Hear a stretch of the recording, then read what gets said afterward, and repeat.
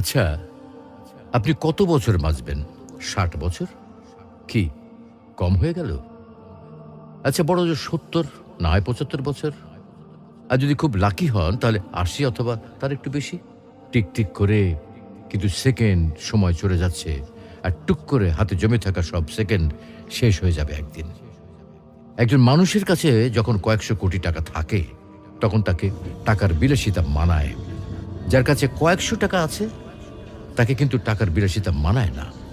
আপনার আয়ু যদি কয়েক হাজার বছর হতো, তাহলেই সময়ের বিলাসিতা আপনাকে মানাতো। এত অল্প আয়ুতে মন খারাপ, কষ্ট, পচা ব্যাপার-স্যাপারগুলোতে সময় নষ্টের সুযোগ কই? তার চেয়ে বরং ফ্যামিলিকে সময় দিন, ভালো বই পড়ুন, টুক করে বেরিয়ে আসুন চমৎকার কোনো জায়গা থেকে। রাত জেগে আকাশ দেখুন, ভোরের সূর্যোদয় দেখুন, সন্ধ্যায় পাখিরা কিভাবে ঘরে ফেরে সেটা দেখুন, নদীর ঢেউ অনুভব করুন।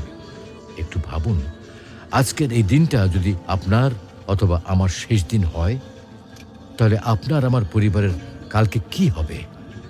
অবশ্যই আল্লাহ দেখবেন, কিন্তু এই পরিবার আর নিজের জন্য যে এত সময় নষ্ট করছি, তার কি হবে? তো আসুন, আমরা নিজ ধর্ম পালনের মাধ্যমে সৃষ্টিকর্তাকে রাজি ও খুশি করি। হয়তোবা আজকের দিনটাতে সফল না হলেও পরকালীন জীবন সফল হতে পারে।